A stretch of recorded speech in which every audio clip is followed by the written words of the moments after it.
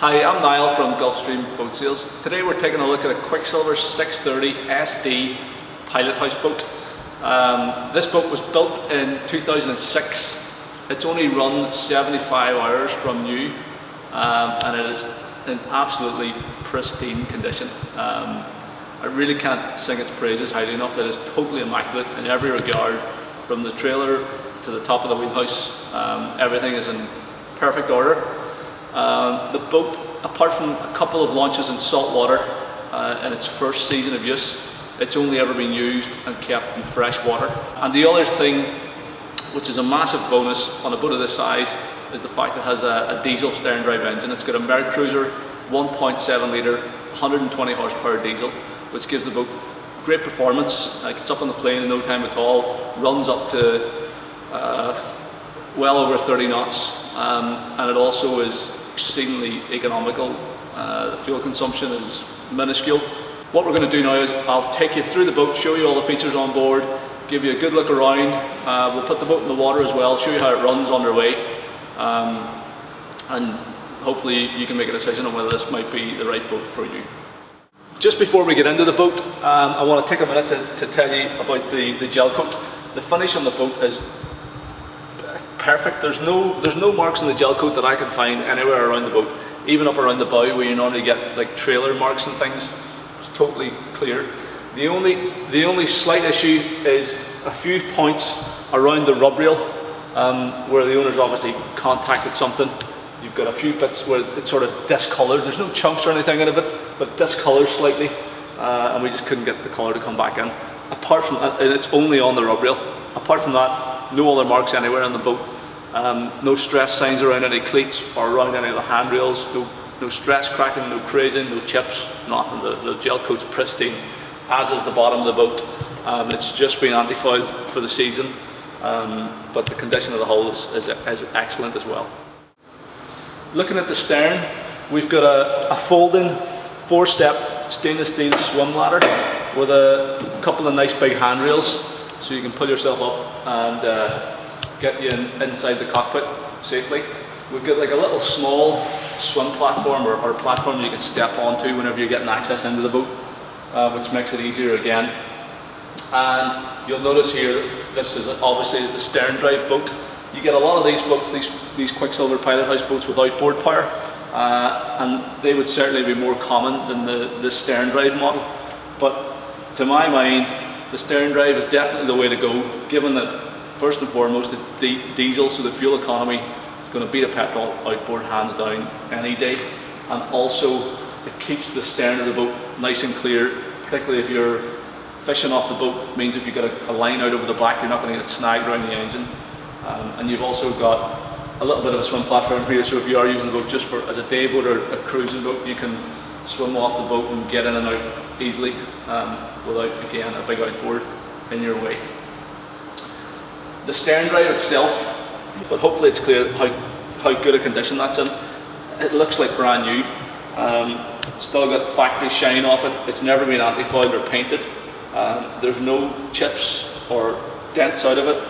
The prop itself is perfect as well, and there's no corrosion on the leg either. Again, that's one of the benefits of it only really having spent time in fresh water.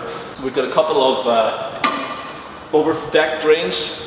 Obviously the boat is self-bailing, and if any water does find its way into the cockpit, it just drains overboard. These are located above the waterline. We've also got an auxiliary outboard bracket, which will carry up to, this is one of the beefier stainless steel ones. It's probably rated up to about 15 to 20 horsepower 4-stroke out engine, but anything from a 6 horsepower to a 9.9 would be more than adequate for pushing this boat along as an auxiliary backup or just a trolling motor. Whenever you come on board then, the first thing you notice is the sheer size of the cockpit. This boat's just over 22 feet long, and it's got a beam of almost 8.5 feet, and the cockpit extends right out to the full width of the boat, and there's bags of space. This boat is obviously designed with fishing in mind, and to that end you could easily fish 4 or 5 people off this boat without tripping over the top of each other or getting in each other's way. The boat's only had one owner from new, He put the 75 hours on it. He primarily used the boat as a day cruising boat. It was used on the inland waterways here in Ireland and Lough Erne. He didn't do that much fishing off it, and it was primarily just a family day cruiser. So, and it lends itself, although it's designed primarily as a fishing boat, it does lend itself quite well to that job. We've got a couple of seats, wooden seats, that are all removable. So we've got two sort of jump seats either side of the engine box on the stern there. They just lift out, and you can stow them in the cabin out of the way. And we've also got a folding double wide bench seat here on the starboard side, so you can just lift up the legs and fold that flat. So whether you're using it just as a day cruiser and you want to be able to see people out here, or whether you're using it as a fishing boat and you want a clear deck, you can do either in a matter of minutes. Just set up the seats or take them away. And then, like I said before, this cockpit is totally self-bailing with a couple of big deck drains at the back. And you've also got full walk-around access in this boat. So we've got a nice, probably 8-inch wide walk-through on this port and starboard side, so you can get full access around the wheelhouse. We'll take a look up there in just a moment. Underneath the cockpit floor then, we've got a big locker in the centre of the boat.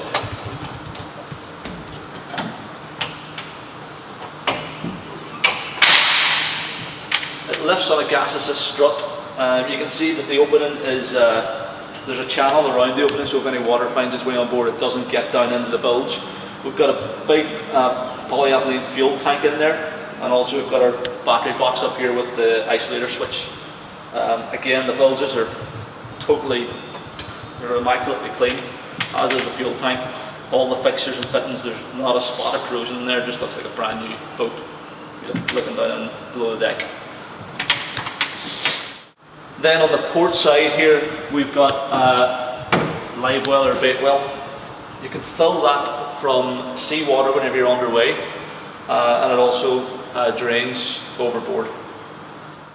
Coming forward then, up onto the foredeck, we've got a handrail on the roof of the pilot house, and you've also got nice high guardrails here that come up to sort of thigh level.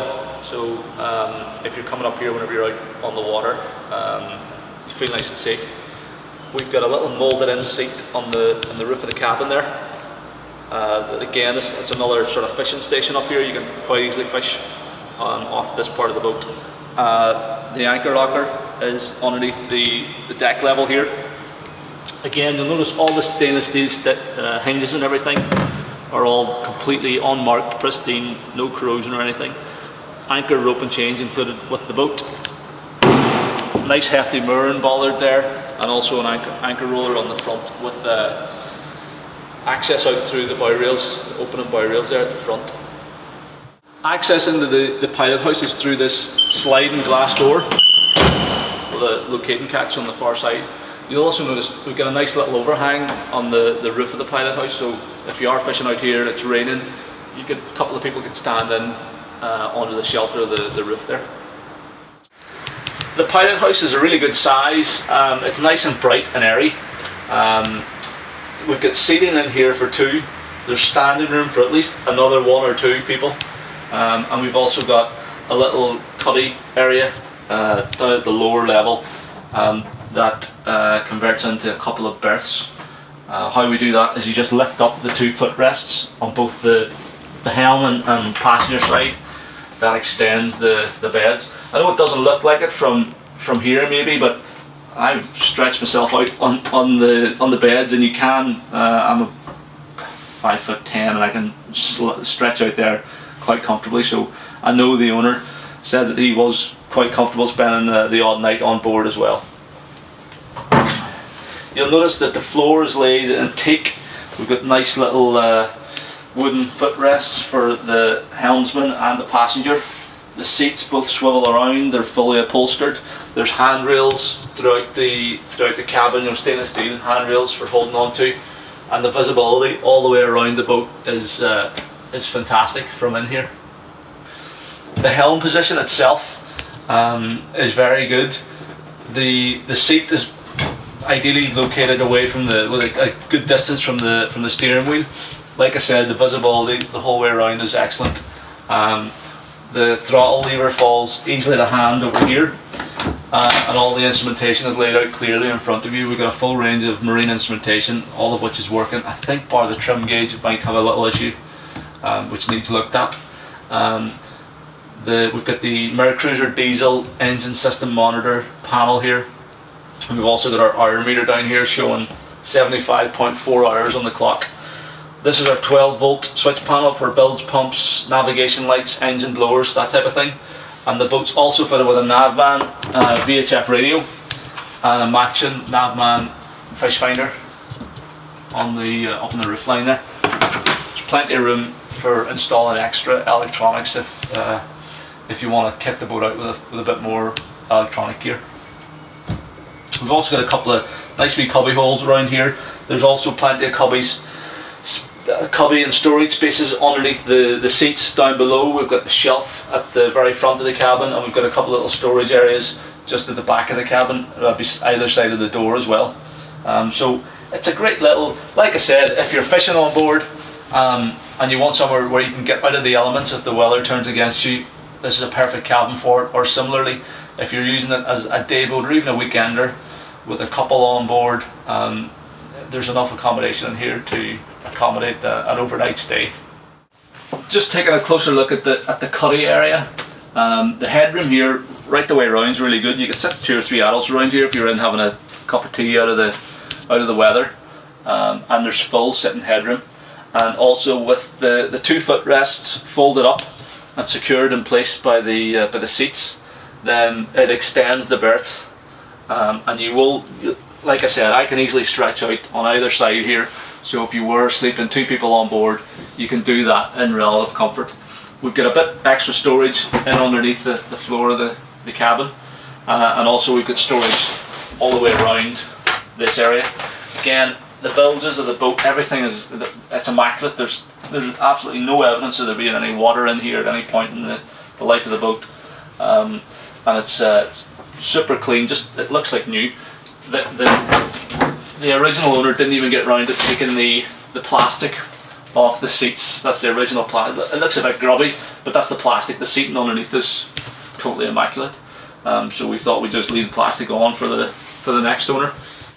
One other thing I want to point out is the owner, the original owner of the boat, was particularly fussy about keeping the boat clean, and he had a full set of these rubberized mats made up to go the whole way through the boat. So we've got a full set of mats that are included in the sale of this boat. They cover the whole cockpit area. They go right up around the walk around.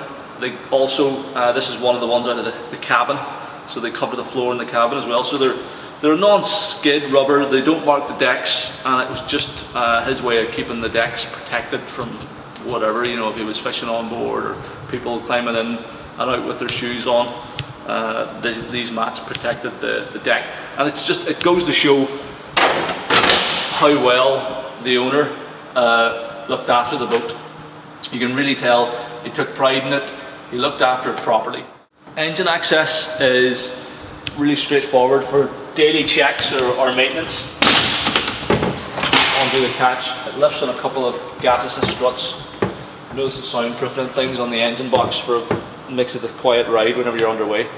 And you've got really good room all around the engine for all your service checkpoints, your fluids, your oil, your dipstick, and obviously the belt in the front. You'll notice again that there's I can't find any corrosion around the power package at all. The engine mounts are perfect condition. The engine itself just looks like new. The bilges are totally clean. We've got an automatic fire extinguisher down there and an automatic bilge pump. We've got a nice big fuel water separator filter on there, and this is a really good power plant for this type and size of boat. Like I said, you'll see it yourself from the video footage, but the boat gets up on the plane in no time at all. It runs right up to over 30 knots, and it has a really efficient sort of cruising speed of around about 20 knots, which is ideal for a boat of this size. Fuel economy is fantastic.